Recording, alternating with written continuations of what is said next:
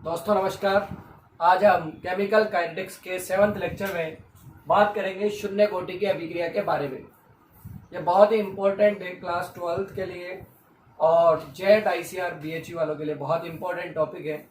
दोस्तों इसमें हमको क्या क्या पढ़ना है, पहले हम देखेंगे शून्य कोटि की अभिक्रिया के लिए अवकलित वेग समीकरण क्या होती है, शून्य कोटि अभिक्रिया के लिए समाकलित वेग समीकरण क्या होती है। इसके बाद हम ग्राफ देखेंगे इसके बाद हाफ लाइफ देखेंगे शून्य कोटि अभिक्रिया की, और दोस्तों उसके बाद हम बात करेंगे इसके एग्जाम्पल्स के बारे में जो डायरेक्टली एग्जाम में पूछे जाते हैं। तो दोस्तों शुरू करते हैं शून्य कोटि की अभिक्रिया। शून्य कोटि की अभिक्रिया किसे कहेंगे, देखिए इधर ऐसी अभिक्रिया जिसमें अभिक्रिया का वेग क्रिया कारक की सांद्रता पर निर्भर नहीं करता। ऐसी अभिक्रिया जिनमें अभिक्रिया का वेग किस पर निर्भर नहीं करेगा, क्रिया कारकों की सांद्रता पर निर्भर नहीं करता, उन्हें हम क्या कहते हैं, शून्य कोटि की अभिक्रिया कहते हैं। या फिर अभिक्रिया वेग जो होता है वो क्रिया कारक की सांद्रता के शून्य घात के क्या हो, समानुपाती हो, तो उसे हम क्या कहते हैं, शून्य कोटि की अभिक्रिया कहते हैं। तो देखिए इसमें लिखते हैं पहले इसकी डेफिनेशन। ऐसी अभिक्रिया जिसमें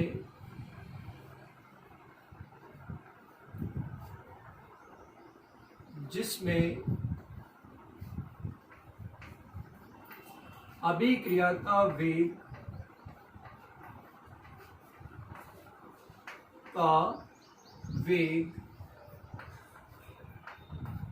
क्रिया कारक की सांद्रता पर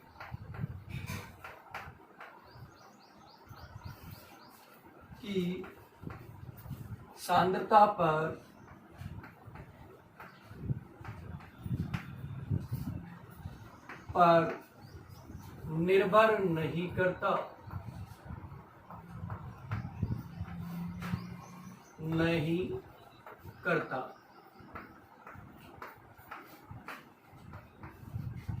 उसे हम कौन सी अभिक्रिया कहते हैं, शून्य कोटि की अभिक्रिया कहते हैं। जैसे एक रिएक्शन है मेरे पास, ए से क्या बन रहा है दोस्तों, उत्पाद बन रहा है, ये लीजिए, ठीक। इसके लिए अभिक्रिया वेग क्या होगा, अभिक्रिया वेग इज इक्वल टू -dA/dt।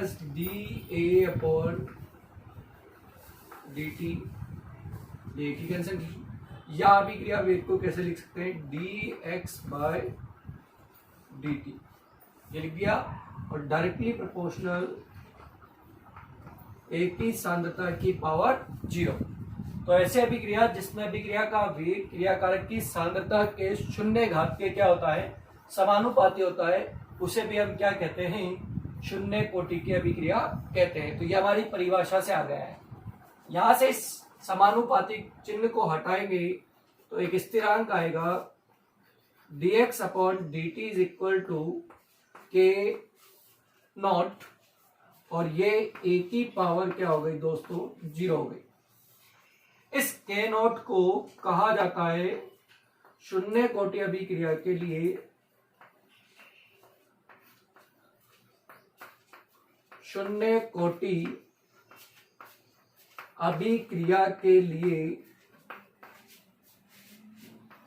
वेग नियतांक,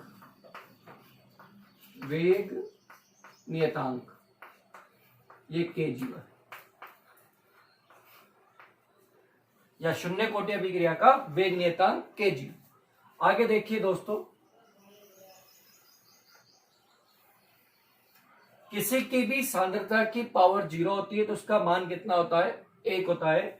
तो यहां पर चूंकि a की सांद्रता की पावर 0 है, बराबर क्या हो गया, 1, अतः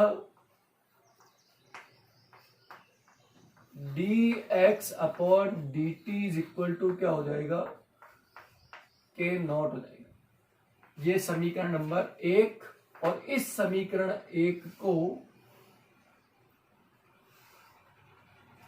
हम कहते हैं एक अवकलित वेग समीकरण कहलाती है।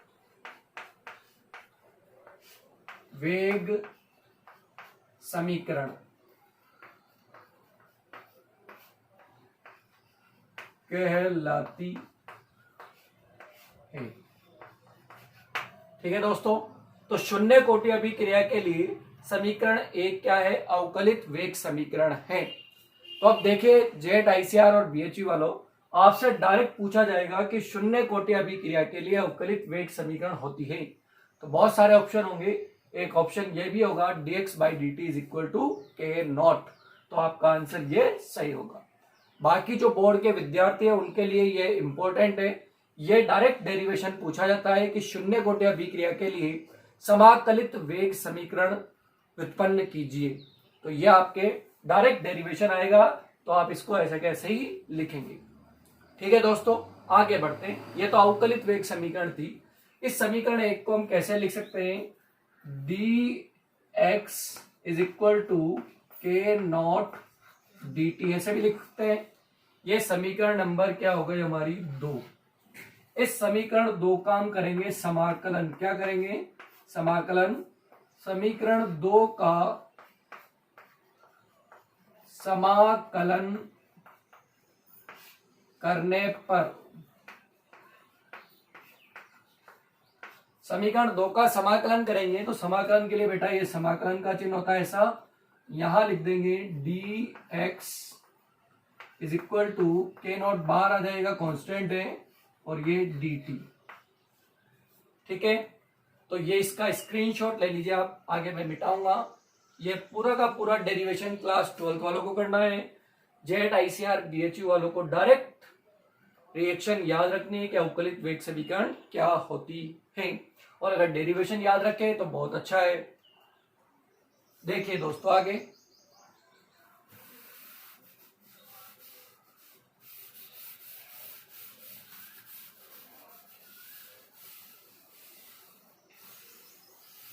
समीकरण 1 का हम क्या कर रहे थे? समीकरण 2 का समाकलन किया, समाकलन dx बराबर के नॉट dt, और dx का जब समाकलन करते हैं, थोड़ा सा मैथमेटिक्स है, तो जब dx का समाकलन किया जाता है तो बेटा आता है x। क्या आता है? x। dx का समाकलन किया तो हमारे पास आया x बराबर ये के नॉट बार है ही सही, और जब dt का समाकलन करते हैं तो t आता है, और एक स्थिरांक आएगा c। क्या आएगा? c। यहां c जो है, c बराबर वह कहलाता है समाकलन स्थिरांक। समाकलन स्थिरांक c क्या कहलाता है? समाकलन स्थिरांक कहलाता है। अब देखिए c का मान निकालेंगे हम। यदि t बराबर 0, t बराबर 0 पर x बराबर क्या होता है? 0 होता है, हो तो c बराबर क्या हो जाएगा? 0 हो जाएगा। तो c का मान यहां पर क्या आएगा? 0 आएगा, तो x बराबर क्या हो गया? k0t, और ये k0 बराबर हो गया x अपॉन t। ये लीजिए दोस्तों, ये समीकरण नंबर 3 आई, और समीकरण 3 क्या कहलाती है?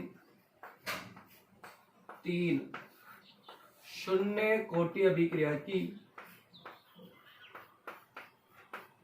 शून्य कोटि अभिक्रिया की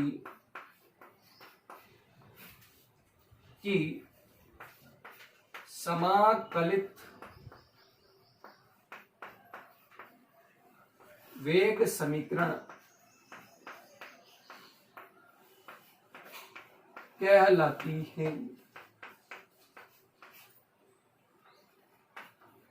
ये लीजिए, तो ये जो समीकरण 3 है शून्य कोटि अभिक्रिया के लिए, कौन सी समीकरण हो गई? समाकलित वेग समीकरण। तो जेट वालों ध्यान से याद रखना, शून्य कोटि अभिक्रिया के लिए समाकलित वेग समीकरण का फॉर्मूला क्या होता है? K naught is equal to X by T. याद रह जाएगा सबको। और बोर्ड वालों आपसे डायरेक्ट डेरिवेशन पूछा जाएगा, तो आपको ये पूरा डेरिवेशन करना है। दोस्तों इसका स्क्रीनशॉट ले लीजिए। तो ये हमने देखा शून्य कोटि की अभिक्रिया किसे कहते हैं, और शून्य कोटि अभिक्रिया के लिए समाकलित वेग समीकरण किस तरह से उत्पन्न करते हैं इसको हमने देखा है। ठीक है, इसका स्क्रीनशॉट ले लीजिए आप।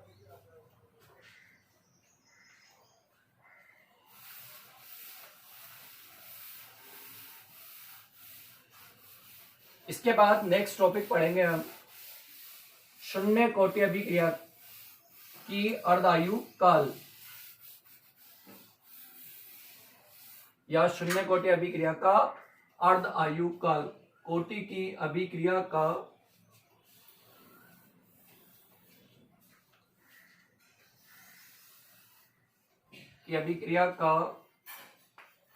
अर्ध आयु काल। देखिए इधर अर्ध आयु काल क्या होता है बेटा? वह समय जिसमें क्रियाकारक की आधी सांद्रता, क्रियाकारक की आधी मात्रा उत्पाद में क्या हो जाती है? परिवर्तित हो जाती है। तो उस समय को हम क्या कहते हैं? अर्ध आयु काल। जैसे मान लीजिए ये ए से क्या बन रहा है? प्रोडक्ट बन रहा है पी। ठीक, टी बराबर 0 पर ये कितना परसेंट है? 100% है। और ये कितना है? 0 है। ठीक, लेकिन टी टाइम पर या टी हाफ टाइम पर, आधा समय हो गया, अगर टी टाइम पर ये 50%, 100 में से कितना परसेंट चला जाए? 50% चला जाए। और 50% क्या बन गया? आपका प्रोडक्ट बन गया। ठीक, तो ये रिएक्टेंट की मात्रा आधी हुई नहीं हुई? तो जितने समय में रिएक्टेंट की मात्रा क्या हो जाती है? आधी हो जाती है, वह समय उस अभिक्रिया का क्या कहलाता है? अर्ध आयु काल कहलाता है। क्या कहलाता है? अर्ध आयु काल कहलाता है। तो देखिए, पहले इसको लिखेंगे और इसके बाद शून्य कोटि अभिक्रिया के लिए अर्ध आयु काल देखेंगे। पहले इसकी परिभाषा,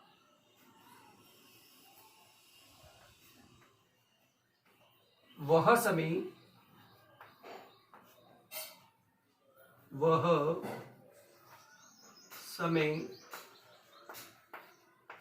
जिस पर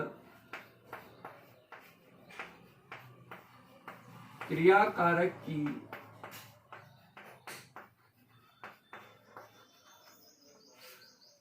आधी मात्रा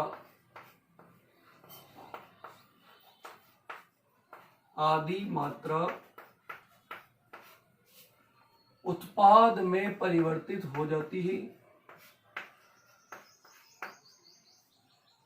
उत्पाद में क्या हो जाती है? परिवर्तित हो जाती है।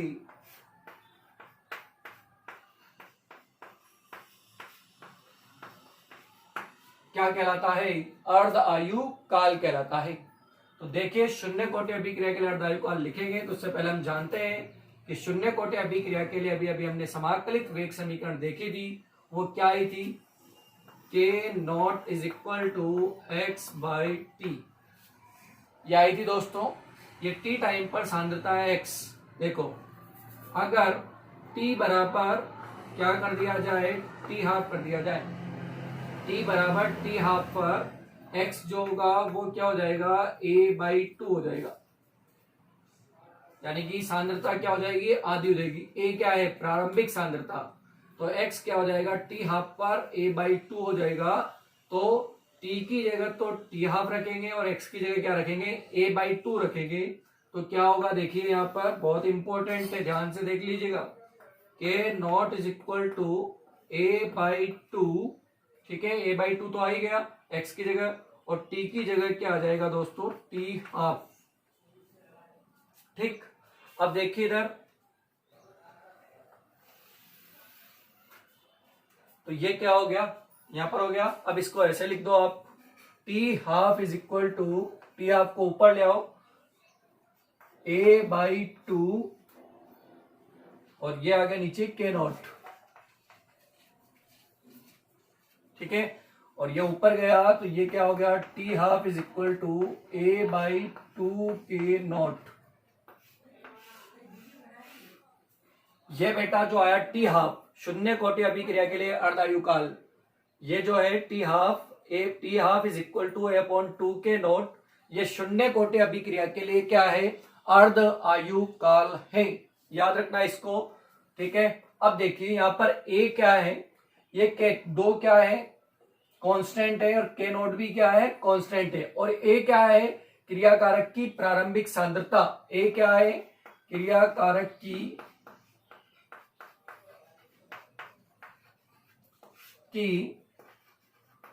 प्रारंभिक सांद्रता। ए बराबर क्या है, क्रियाकारक की प्रारंभिक सांद्रता। के नोट क्या है, शून्य कोटि अभिक्रिया के लिए वेग नियतांक। दो क्या है, स्थिरांक कांस्टेंट। तो टी हाफ बराबर ए अपॉन 2 के नोट, शून्य कोटि अभिक्रिया के लिए अर्धायु काल। ये हो गया। इसका मतलब टी हाफ किस पर निर्भर कर रहा है, ए पर निर्भर कर रहा है, ठीक। तो यहां पर बहुत इंपॉर्टेंट है, पूछा जाता है कि शून्य कोटि अभिक्रिया का अर्धायु काल क्रियाकारक की प्रारंभिक सांद्रता पर निर्भर कर रहा है, नहीं कर रहा है, क्योंकि T of is directly proportional ए हो गया। तो यहां पर लिख सकते हैं कि शून्य कोटि अभिक्रिया का अर्धायु काल, शून्य कोटि की अभिक्रिया का अर्ध आयु काल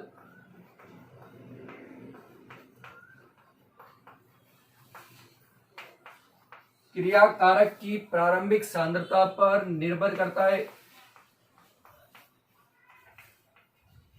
क्रियाकारक की प्रारंभिक सांद्रता पर निर्भर करता है,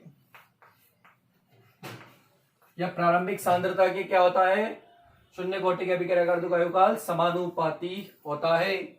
तो दोस्तों ये आपको याद रखना है, बहुत इंपॉर्टेंट है। इसका भी स्क्रीनशॉट ले लीजिए आप।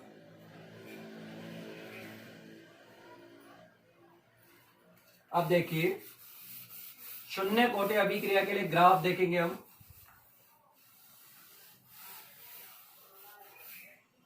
शून्य कोटि की अभिक्रिया के लिए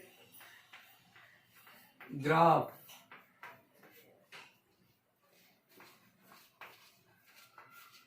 देखो अभी आपने शून्य कोटि अभिक्रिया के लिए एक समाकलित समीकरण लिखी, K naught is equal to X by T, और ये x बराबर क्या हो गया, के नॉट टी, ठीक। ये जो समीकरण है ये y बराबर एम एक्स के समान है।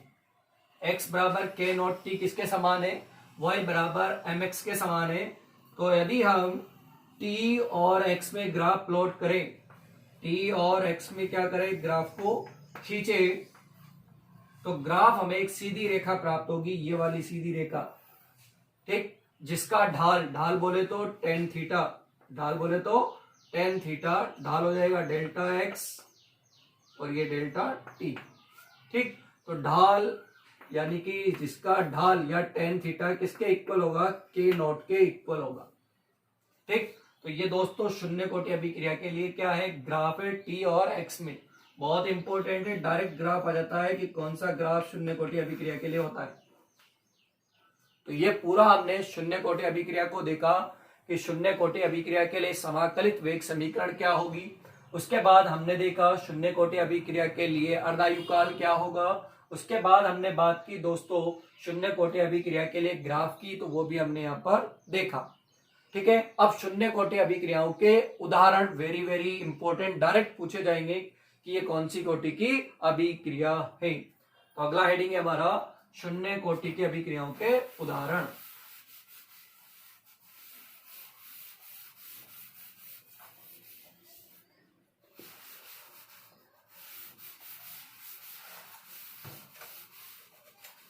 देखो डायरेक्ट रखता है, आपको पता है कि कोटि जो है वो एक प्रायोगिक मान है, तो हमको डायरेक्ट एग्जांपल याद रखना पड़ेगा कि कौन सी अभिक्रिया किस कोटि की है।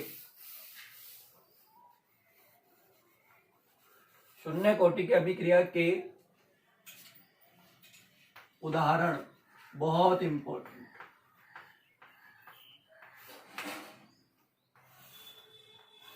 देखिए शून्य कोटि की अभिक्रिया के उदाहरण में सबसे पहला उदाहरण है H2 प्लस Cl2, और ये सूर्य का प्रकाश, ध्यान रखना H न्यू।